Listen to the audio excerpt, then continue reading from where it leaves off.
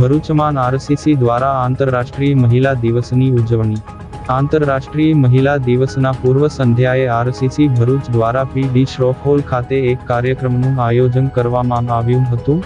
કાર્યક્રમની શરૂઆતમાં project chairperson રૂબીનાબેન Syed દ્વારા તમામ ઉપસ્થિત મહેમાનોનું સ્વાગત કરવામાં આવ્યું હતું। ત્યારબાદ પ્રોજેક્ટ ડાયરેક્ટર જવનિકાબેન જાદવ, દર્શનાબેન વ્યાસ અને ધ્રુમાલીબેન દેસાઈએ આમંત્રિત મહેમાનોનો પરિચય આપ્યો હતો।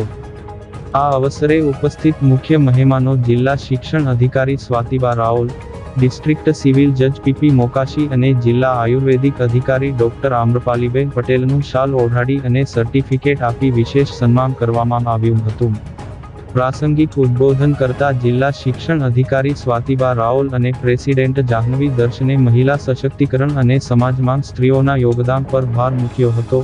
કાર્યક્રમના અંતે સેક્રેટરી જતીન પ્રજાપતિએ આભાર વિધિ કરી સૌનો આભાર માન્યો હતો।